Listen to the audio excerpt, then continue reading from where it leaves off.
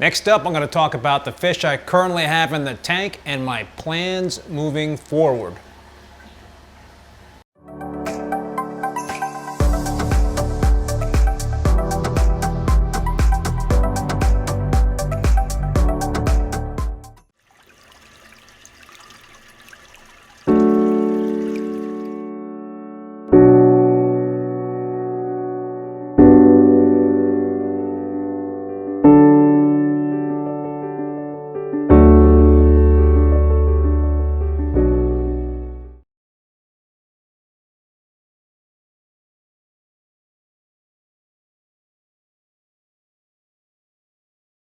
All right, so as you can see, I've got a good amount of fish in the tank right now.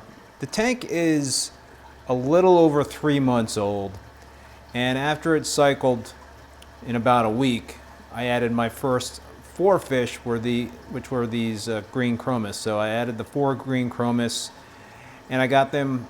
I purchased them from Live Aquarium, and knock on wood, they did great. They all survived. So I was psyched. I love green chromis because they're a shoaling fish, and that was my real goal with this tank, was to have different shoals of fish. So you can see there's a lot of different groupings of fish. So the green chromis were the first fish that I added. I love them because they just have different, green and blue fluorescent type of colors that change depending on where they are in the tank and where the light is. So I've had them in the past. They seem to be really hardy. And yeah, they can get aggressive with one another, but I think they're a good fish, at least for me, to start off a tank and to make sure that everything is cool in terms of the tank being cycled. So the next set of fish that were added to the tank were 4 tangs. And I really wasn't actually planning on adding those 4 tangs in particular to this tank. They kind of, I added them because of an emergency. As some of you know, been following my videos, I had a leaky frag tank, and I had in that frag tank a yellow tang, a sailfin tang, a yellow-eyed cold tang, and a tomini tang. So I needed to act quickly because of that frag tank was leaking. This tank, I believe I had the green chromis in for 2 weeks. So the tank was fully cycled with the green chromis. I was hesitant because there was only 4 green chromis in there, and I was adding 4 more fish to this 225-gallon tank. But I felt like I had no choice. I wanted to add a bunch of tangs at the same time anyway. So I took my chances and I put them in this tank. I do have another frag tank. I could have added those fish to the other frag tank, but in that other frag tank I've got a fox face, but I also have another sailfin tang. So I liberated the 4 tangs from that frag tank and put them in this tank. And yeah, knock on wood, they did really well. They did not skip a beat. I'm sure they are happy in terms of the upgrade in size, going from a 50-gallon tank to a 225-gallon tank. I had more tangs, fish in that frag tank than I wanted to anyway, so it all worked out. I do think tangs are a great addition to a reef tank. They're herbivores, so they do an awesome job in terms of keeping certain types of problematic algae in check. They're grazers, and they are a great addition, I think, to any reef tank. The next set of fish that I added to the tank, I believe it was like 2 or 3 weeks after I had added the tangs, were the lyre-tail Anthias. And I added a group of 6. Again, I got them from Live Aquaria. The male in the group of 6 came in really rough shape. So I acclimated all the fish, and I kept my fingers crossed that the male would survive. And you could tell right off the bat when I put it in the tank that it was just not going to make it. So it didn't survive the day. But the 5 females did, and they've been thriving. They've been doing really, really well. And again, it's a shoaling type of fish that I wanted to have in this tank with the open aquascape and have a lot of different groupings of fish. So the next round of additions came last week. And I have had pyramid butterfly fish in the past, and they are reef safe. I love them. They're really, really cool fish, but I found them to be pretty hard to find. So before the holidays, I was doing a little looking around and looking at the forums, Reef to Reef in particular, just to kind of see what people were saying in terms of other online fish stores besides Live Aquaria. And I just read some really good feedback about TSM Aquatics in New Jersey. So I went on to their website, checked out what they had. They had a lot of things that were marked in quarantine. So I gave them a call and talked to a couple of folks over there, and they seemed really good in terms of their knowledge. And I liked what they were all about in terms of quarantining fish and holding them for you. So I ended up purchasing a group of 4 pyramid butterfly fish, which they did have in quarantine and were not due to be out of quarantine until middle of January. So, but I also really wanted a purple tang in this tank. But I was a little worried about adding that purple tang given the fact that I had 4 other tangs in this tank. And my main concern was the yellow tang and the sailfin tang because they have similar body types to the purple tang. And based on my understanding, the purple tang that I was going to be getting was going to be smaller than all of those tangs, each one of those tangs. Anyway, I got the shipment in, and they arrived in great shape. So I acclimated them all, put the pyramid butterfly fish in and the purple tang in. And really the first couple of hours, the sailfin tang, and I think it was the yellow-eyed coal tang, were hassling the purple tang. It's a gorgeous fish. I love it. I love the size of it.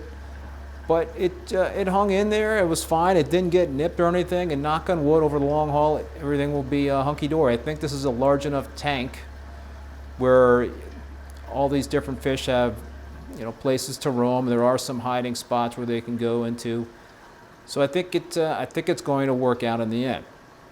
The other fish that I added on that exact same day were a pair of flame hawk fish. I've got a pair in my 187-gallon tank.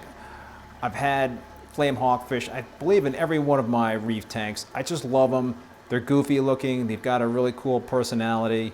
The pair I have in my 187-gallon tank, I believe, is the first time I've ever had a pair.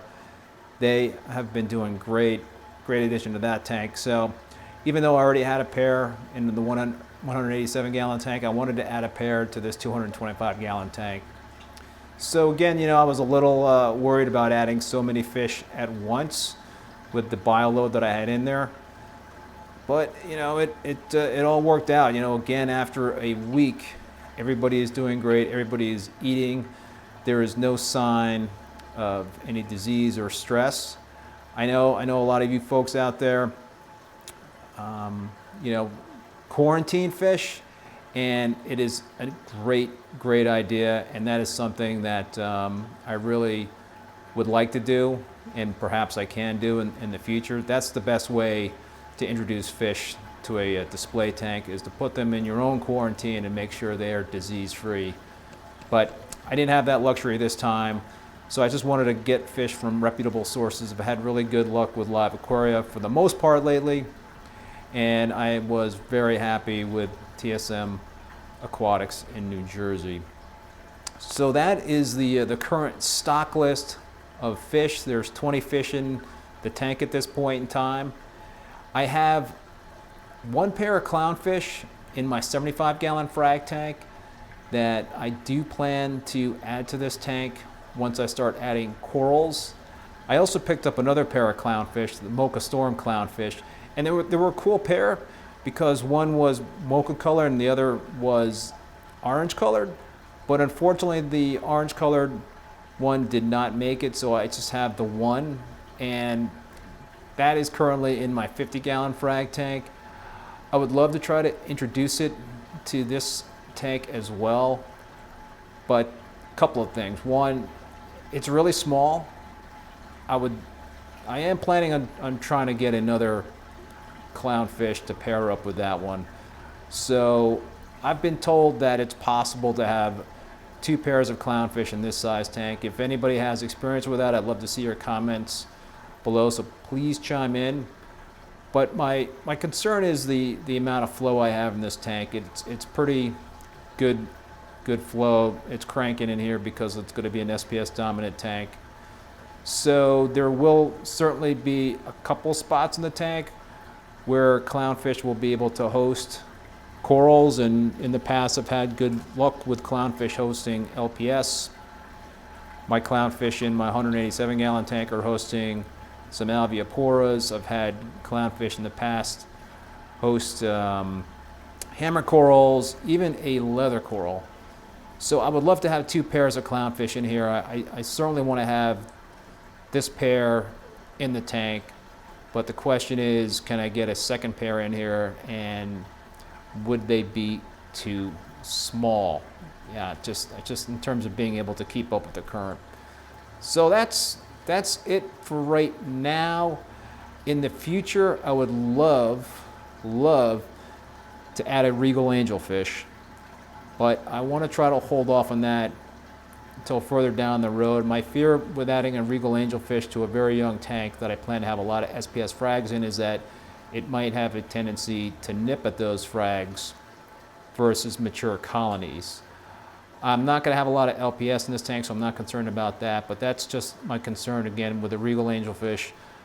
I had a regal angelfish years ago in my 225 gallon tank in Connecticut. It was really the centerpiece of the tank. I want to do that again with this tank, but it's just a matter of timing.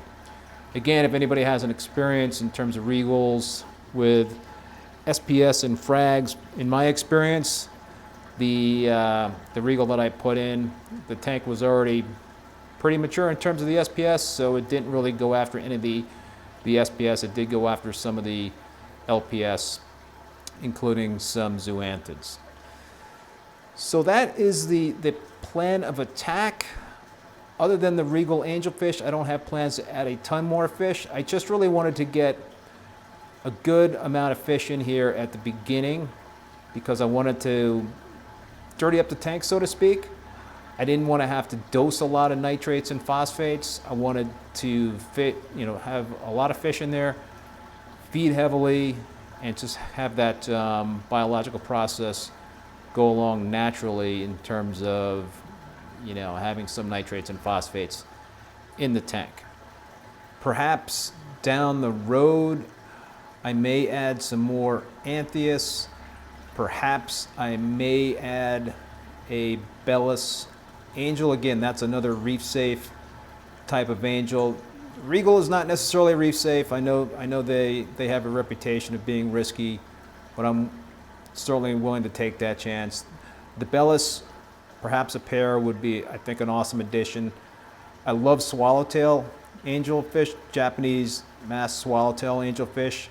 I haven't had a lot of luck with those in terms of I've added a couple of different occasions on my tanks. I've added 3 females, hoping that one of those females would go male, and I did that recently on the 187 gallon tank, but that plan backfired when the larger female of the trio killed the smallest female of the trio. Eventually I lost the second one, so now I just have a single swallowtail angel in that tank. I would love to try to do that again with this tank, but they're not cheap. It's not a cheap fish. Anyway, many thanks for watching, and if you liked the video, please give it a thumbs up and hit that subscribe button if you haven't done so already.